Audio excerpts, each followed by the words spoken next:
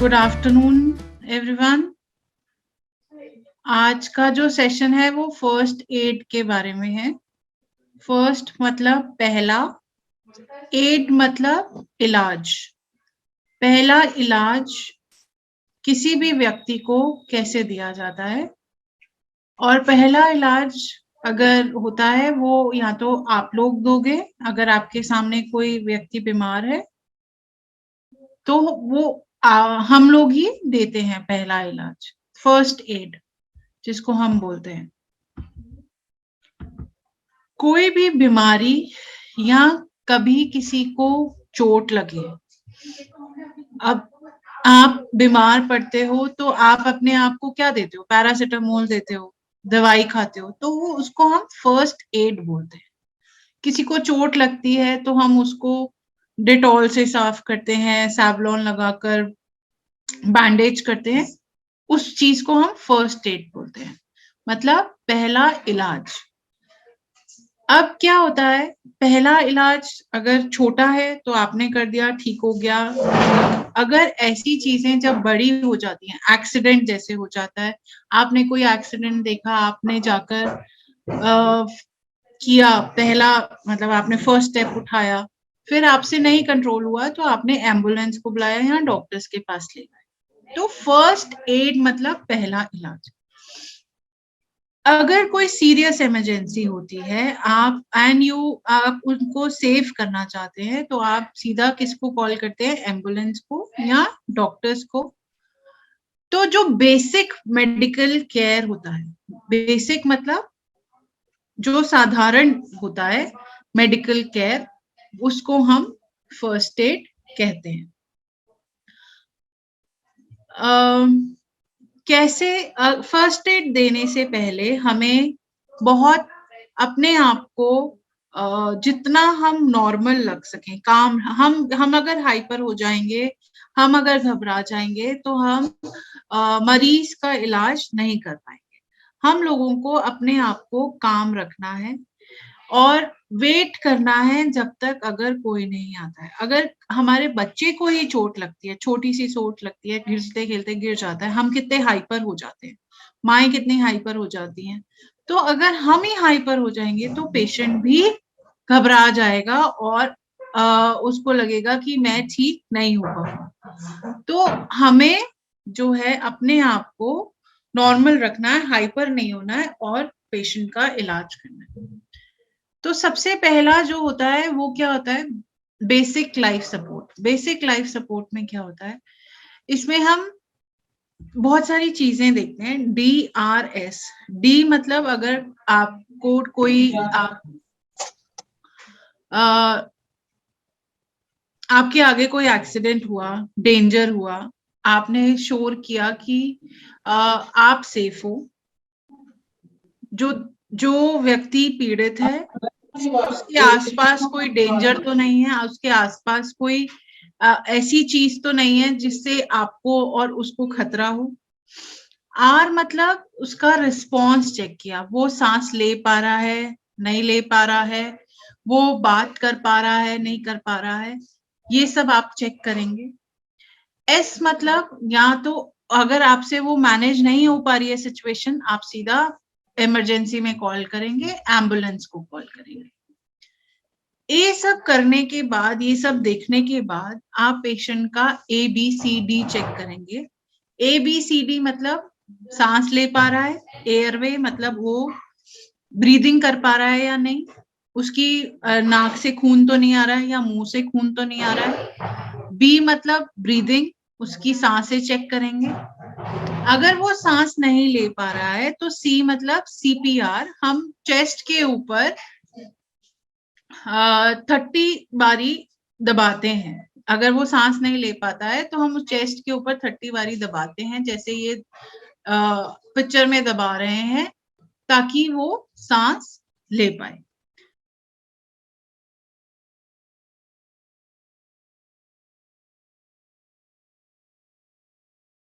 ये सब चेक करने के बाद हम डी में इमरजेंसी को कॉल कर देंगे, डॉक्टर्स को कॉल कर कर उनका ट्रीटमेंट शुरू कराएंगे। इसके साथ हमें 3 चीजें पी भी देखनी होती हैं।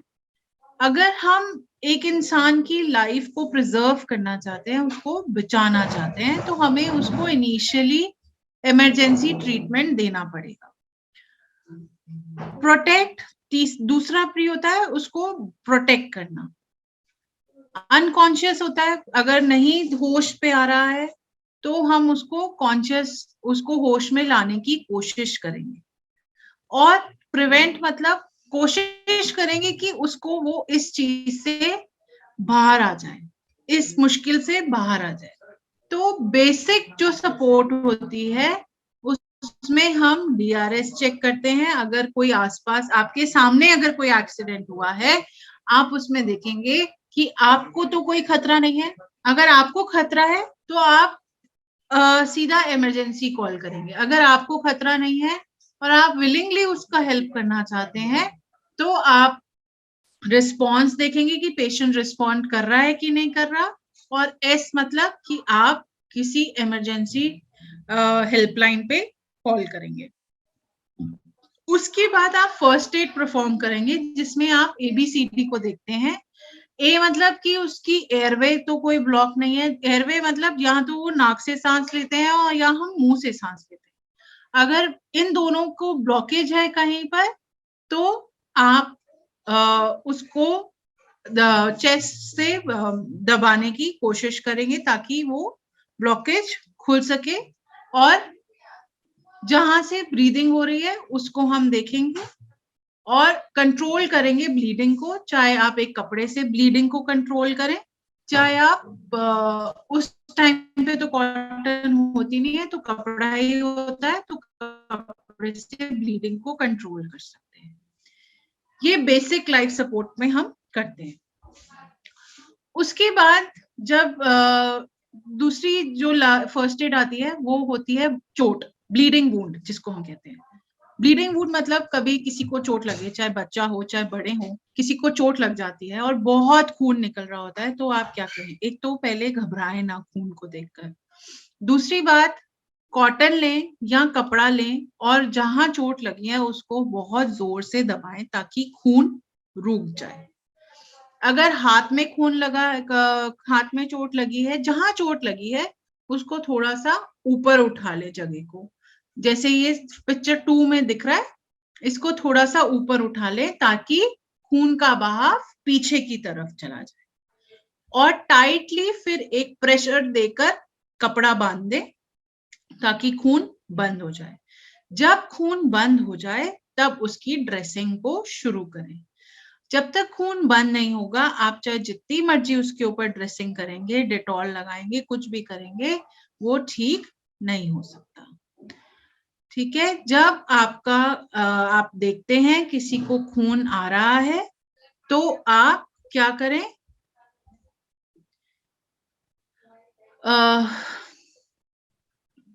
पहले खून को रोकने की कोशिश करें। चाहे आप एक कॉटन क्लीन कपड़े का इस्तेमाल करें या कॉटन का इस्तेमाल कर उसको प्रेस करें। जब खून रुक जाए उसके ऊपर उसकी डिटॉल से साफ कर उसके ऊपर ऑइंटमेंट लगाकर उसको टाइटली ड्रेसिंग कर दें। ये होता है किसी को चोट लगने पे फर्स्ट एड देना। फिर आम जो चीज होती है वो होती है नोज ब्लीडिंग। तीसरी जो फर्स्ट एड होता है वो नोज ब्लीडिंग होता है, नाक से खून आना। ये बहुत आम है। ये कब होता है? जब नाक में ड्राइनेस हो जाती है या किसी चीज से इन्फेक्शन हो जाता है या बच्चे बहुत जोर से नाक के अंदर उंगली डालकर खुजल देते हैं, तो हमारे को नाक से खून आना शुरू हो जाता है। इसमें क्या होता है, ये नाक की हड्डी है होती है हमारी, इधर ऊपर की तरफ नाक की हड्डी होती है। हमें क्या करना होता है, हम कहाँ दबाते हैं? हमारे माँ बाप हमेशा यहाँ दबाते हैं, नाक की हड्डी की तरफ दबाते हैं। हमें नाक की हड्डी नहीं दबानी है, हमें ये पोर्शन दबाना है ताकि खोल बंद हो जाए। ठीक।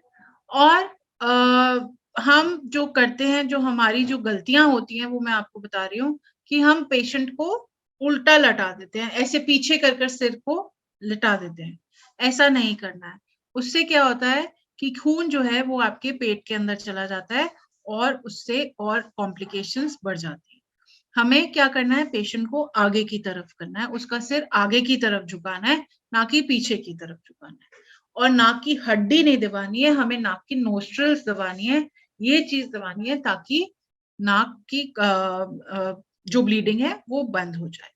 दूसरा, हमें एक आइस लेकर, बर्फ लेकर हम यहाँ रख सकते हैं ताकि वो कोल्ड कंप्रेशन हम पेशेंट को दे सके।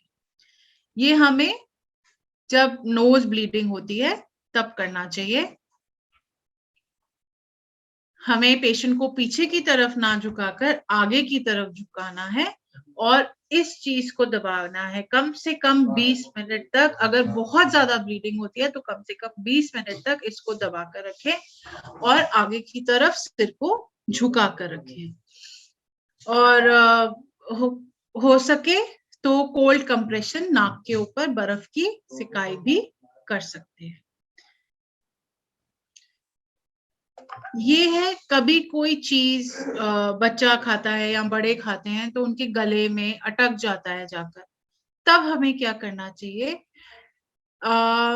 ऐसे देखो, जैसे ये पेट के तरफ दबा रहा है, अपने दोनों हाथों को ऐसे रखकर पेट की तरफ दबा रहा है ताकि बाहर आ जाए वो चीज। आगे की तरफ झुकाएं और वो पेट की तरफ दबाएं ताकि चीजें बाहर आ जाएं। दो तरीके की ऑब्स्ट्रक्शंस होते हैं, एयरवे ऑब्स्ट्रक्शन होते हैं, ये पार्शली होते हैं, इसमें घबराने की कोई जरूरत नहीं होती है। अगर बिल्कुल ही इंसान को सांस नहीं आ रही है तो आप क्या करेंगे, आप उसको पेट को दबाएंगे और खांसी कराएंगे उसको, ताकि जो चीज अटकी हुई है उसके गले में वो बाहर आ जाए।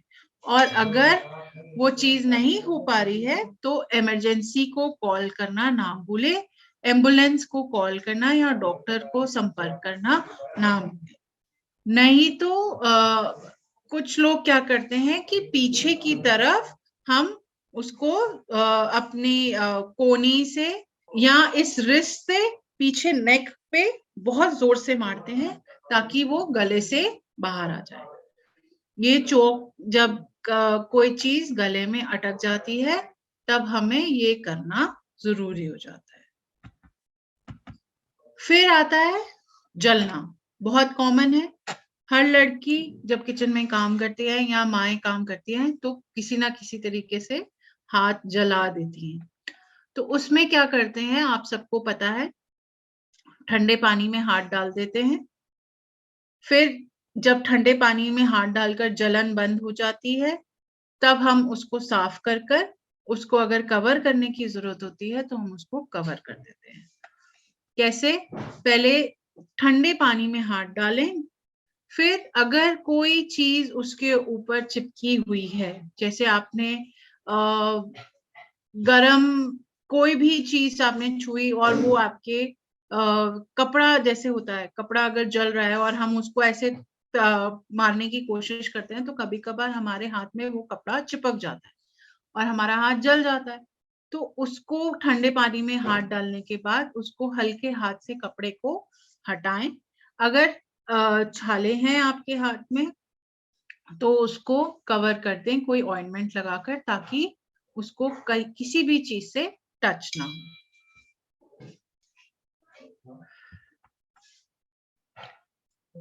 फिर ये होता है कोई भी मधुमक्खी काटती है या इंसेक्ट कोई काटता है तब क्या करना चाहिए? सब करते हैं, उसको लोहे की चाबी से उसको मधुमक्खी की स्टिंग को बाहर निकाल देते हैं, डंक जिसको बोलते हैं उसको बाहर निकालते हैं। अगर आपकी कोई स्वेलिंग है या उसमें से ब्लीडिंग हो रही है तब आप इमरजेंसी को कॉल करेंगे, डॉक्टर्स को कॉल करेंगे। आप स्वेलिंग देख रहे हैं या कोई भी उसमें ऐसी चीज देख रहे हैं जिससे जो आपको हैंडल नहीं हो पा रही है तो आप मेडिकल कॉल्स को कॉल कर आप डॉक्टर से संपर्क कर पेशेंट को दिखा देंगे।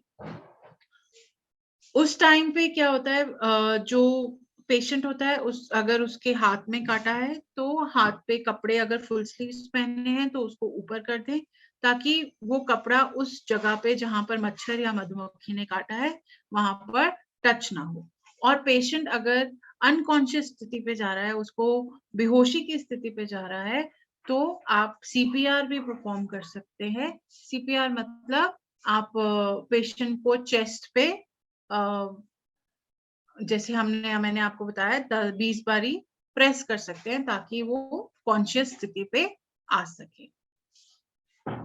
हीट स्ट्रोक का फर्स्ट एड कैसे दिया जाता है? हीट स्ट्रोक क्या होता है? पहले तो हीट स्ट्रोक होता है कि गर्मियों में बहुत ज्यादा लू चलती है और लू से लोगों को हीट स्ट्रोक होता है, जिसमें लोग अनकॉन्शियस हो जाते हैं, चक्कर आ जाते हैं, खड़े खड़े गिर जाते हैं। इसमें क्या करना होता है, उस इंसान जिसको हीट स्ट्रोक हुआ है उसको पंखे के नीचे या कूलर के आगे बिठाएं, उसके कपड़े थोड़े लूज करें और ठंडे पानी की पट्टियां करें, ताकि उसका जो हीट स्ट्रोक से क्या होता है, आपकी बॉडी का टेम्परेचर एकदम बढ़ जाता है, जो दिमाग में जाकर या सिर में जाकर आपको चक्कर आ जाते हैं।